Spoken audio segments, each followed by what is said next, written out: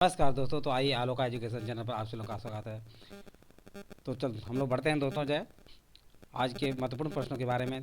तो तैयार हो जाइए, अपने उद्देश्य के प्रति जो है अग्रसर होकर के उत्साह भावना से आगे बढ़िए। और देखिए, पहला क्वेश्चन आप लोगों के सामने है।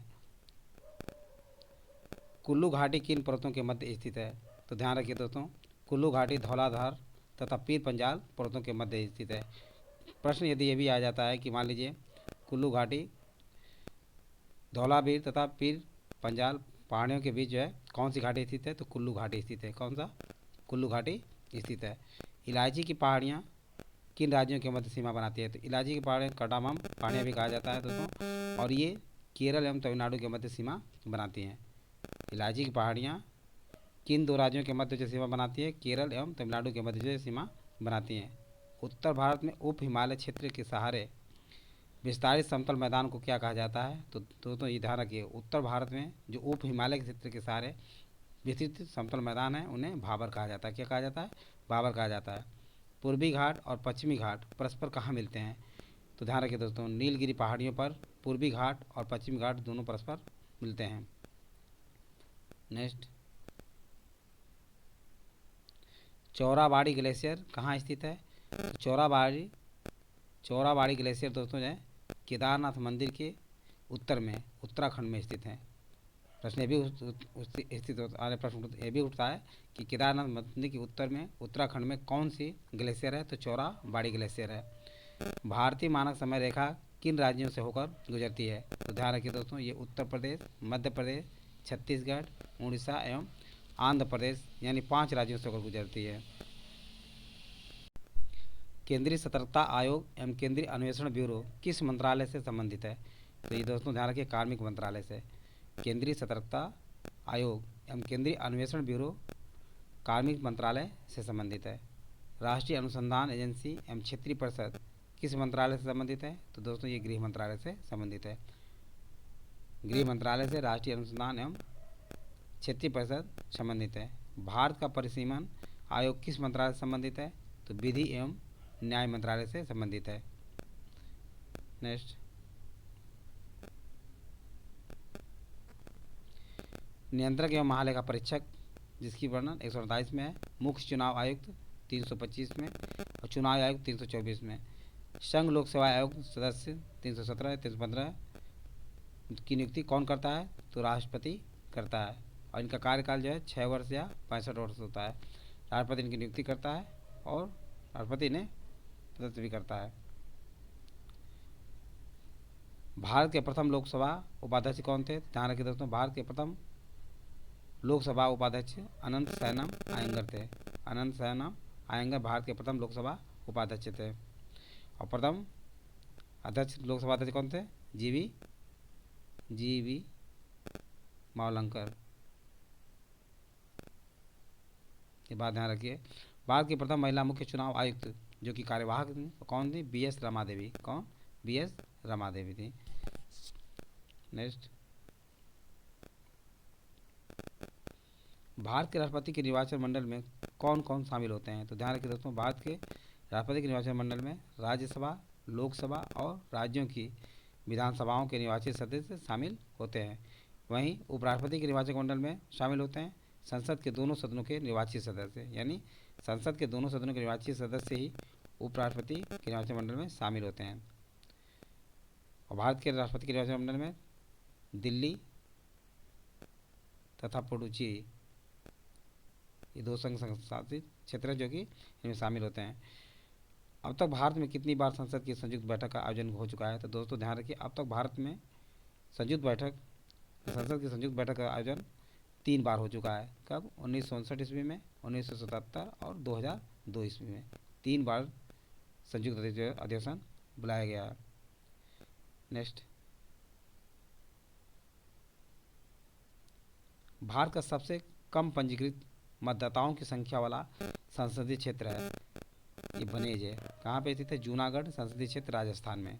जूनागढ़ संसदीय क्षेत्र राजस्थान में बनेज स्थान है। सबसे अधिक पंजीकृत मतदाताओं की संख्या वाला संसदीय क्षेत्र है उन्नाव, उत्तर प्रदेश। भारतीय संविधान सभा का प्रमुख चिन्ह क्या था? तो ध्यान दीजिए दोस्तों, भारतीय संविधान सभा का प्रमुख चिन्ह हाथी था। क्या था? हाथी था। संविधान के कैलीग्राफी सुलेखक कौन थे? तो ध्यान रखिए दोस्तों, संविधान के कैलीग्राफी सुलेखक प्रेम बिहारी राय ज़्यादा थे। कौन? प्रेम बिहारी राय ज़्यादा थे। तो आइए दोस्तों, कुछ मुगल वंश के इतिहास के बारे में जानकारी हासिल कर लेते हैं। मुगल वंश की स्थापना कब हुई थी? तो मुगल वंश की स्थापना 1526 ईस्वी में हुई थी और ये चला था 1526 से 1857 तक। कब? 1857 ईस्वी तक चला था। मुगल वंश के शासक व उत्तराधिकारी क्या थे? मुगल शासकों के मकबरे, ध्यान रखिए, बाबर का मकबरा काबुल में। बाबर का मकबरा कहाँ पे है? काबुल में। बाबर का मकबरा काबुल में, आगरा, यानी पहले आगरा था लेकिन बाद में काबुल में कर दिया। हुमायूं का मकबरा कहाँ पे है दोस्तों? तो हुमायूं का मकबरा दिल्ली में स्थित है। कहाँ पे? हुमायूं का मकबरा दिल्ली में स्थित है। ध्यान रखिए, हुमायूं का मकबरा दिल्ली में स्थित है। अकबर का मकबरा सिकंदरा आगरा में। अकबर का मकबरा जो है सिकंदरा आगरा में। सिकंदरा आगरा में अकबर का मकबरा स्थित है। नेक्स्ट, जहांगीर का मकबरा दोस्तों जो है लाहौर में। कहाँ पे है? लाहौर, शाहदरा, लाहौर शाहदरा में स्थित है। औरंगजेब का मकबरा शाहजहाँ का लीजिए, शाहजहाँ का मकबरा कहाँ पे है दोस्तों? ध्यान रखिए, शाहजहाँ का मकबरा ये आगरा में है। शाहजहाँ का मकबरा आगरा में, जो आगरा का ताजमहल है जिसमें शाहजहाँ का मकबरा स्थित है। औरंगजेब का मकबरा कहाँ पे है? ये ध्यान रखिए, औरंगाबाद दौलताबाद। कहाँ पे? औरंगाबाद दौलताबाद में स्थित है। दौलताबाद में स्थित है। तो आप लोग समझ में आ गया होगा। ध्यान रखिए दोस्तों, बाबर तैमूर वंश से संबंध होने के कारण मुगलों को तिमूरियन भी कहा जाता है। तैमूर वंश से संबंधित होने के कारण मुगलों को क्या कहा जाता है? तिमूरियन भी कहा जाता है। ये तैमूर वंश के से संबंधित होने के कारण मुगलों को तिमूरियन भी कहा जाता है। बाबर जो तैमूर के 5वें वंशज था। बाबर, जिसका पहले नाम जहीरुद्दीन मोहम्मद था और इसने फिर अपना नाम क्या रखा? जहीरुद्दीन मोहम्मद बाबर। क्या रखा? बाबर ने अपना नाम क्या रखा? जहीरुद्दीन मोहम्मद बाबर। बाबर का पूरा नाम क्या था? जहीरुद्दीन मोहम्मद बाबर था। फिर हुमायूं हुआ। हुमायूं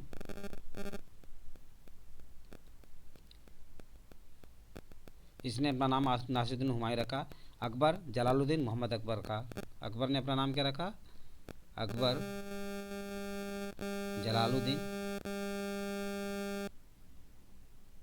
जलालुद्दीन मोहम्मद अकबर रखा।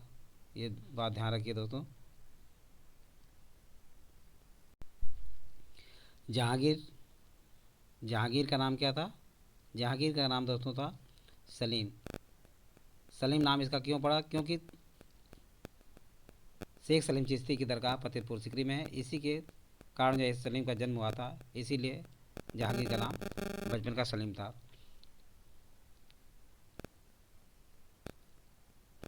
ये बातें आप लोग समझ में आ गया होगा। जहांगीर का दो पुत्र थे, खुसरो मिर्जा और शाहजहाँ खुर्रम। जहांगीर के कौन कौन थे? खुसरो जिसका मकबरा जो है यही प्रयागराज के इलाहाबाद स्टेशन के जस्ट सामने है। और शाहजहाँ जिसका बचपन का नाम क्या था? खुर्रम। क्या नाम था? खुर्रम। बचपन का नाम खुर्रम था। खुसरो मिर्ज़ा दावर बख्श बली का बकरा। खुसरो मिर्ज़ा को दावर बख्श यानी बली का बकरा भी कहा जाता। औरंगजेब शाहजहाँ खुर्रम के पुत्र हुए। औरंगजेब शाह शुजा, मुराद बख्श और दारा शिकोह कौन कौन पुत्र हुए? औरंगजेब, शाह शुजा, मुराद बख्श, दारा शिकोह। दोस्तों औरंगजेब के पुत्र में थे आजम शाह, बहादुर शाह, मुअज्जम, मोहम्मद अकबर और मोहम्मद काम बख्श। ये औरंगजेब के पुत्र थे। कौन कौन थे?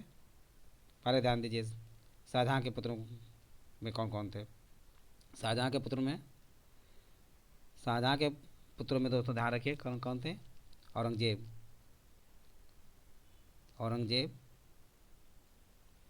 शाह शुजा, मुराद बख्श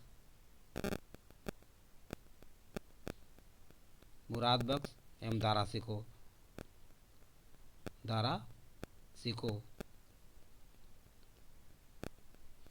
शाहजहाँ के पुत्रों में दारा शिकोह सबसे उदारवादी शासक था, लेकिन उसकी किस्मत उसका साथ नहीं दिया और औरंगजेब ने उसका वध करके जो है उसे पराजित करके मुगल के सत्ता पर अपनी सत्ता स्थापित किया। इसके साथ साथ ही दोस्तों आज नेक्स्ट देखिए, ध्यान रखिए दोस्तों। औरंगजेब के पुत्र कौन कौन थे? पहला आजम शाह, दूसरा बहादुर शाह, जिसे मुअज्जम भी कहा जाता है, तीसरा मोहम्मद अकबर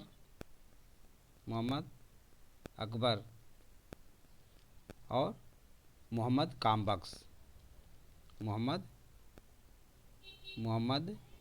बख्श। ये औरंगजेब के पुत्र थे। तो ध्यान रखिए दोस्तों जो है मोहम्मद काम बख्श यानी औरंगजेब के पुत्रों में कौन कौन थे? आजम शाह था, बहादुर शाह, मुअज्जम, मोहम्मद अकबर और मोहम्मद काम बख्श। ये औरंगजेब के पुत्र थे। तो इस तरह से मुगल वंश के शासन चले थे। अब आगे देखिए, मध्यकालीन भारत के मुगल शासक मूलतः कौन थे? तो मध्य भारत के मुगल शासक दोस्तों चगताई तुर्क थे। क्या थे? चगताई तुर्क थे। मध्यकालीन भारत के मुगल शासक मूलतः क्या थे? चगताई तुर्क थे। भारत में मुगल शासन स्थापित करने के पश्चात जहीरुद्दीन मोहम्मद ने अपना नाम क्या रखा? बाबर। भारत में जब बाबर ने अपने मुगल वंश की स्थापना किया तो उस समय के बाद उसने अपनी नाम क्या रखा? जहीरुद्दीन मोहम्मद के बाद उसने अपना नाम बाबर रखा। बाबर मूलतः फरगना वर्तमान उज्बेकिस्तान का निवासी था। कहाँ? बाबर जो है मूलतः कहाँ का निवासी था? फरगना मूलतः उज्बेकिस्तान का निवासी था। बाबर अपने पिता के पक्ष से तैमूर वंश का तथा माता के पक्ष से चंगेज खां मंगोल शासक के वंश का था। देखिए बाबर अपने पिता के पक्ष से तैमूर वंश का और माता की तरफ से चंगेज खां वंश का। माता की तरफ से चंगेज खां वंश का था। खाना युद्ध से दिल्ली आगरा क्षेत्र में बाबर की स्थिति सुदृढ़ हो गई। तत्पश्चात उसने मेदिनी राय पर आक्रमण किया था। तो आज बस इतना ही दोस्तों, ध्यान रखिए। यदि ये वीडियो अच्छा लगा हो तो इसे सब्सक्राइब, लाइक और करें तथा अपने सगे समझे दोस्तों को शेयर करना ना भूलें। थैंक यू दोस्त, नेक्स्ट वीडियो मिलेंगे।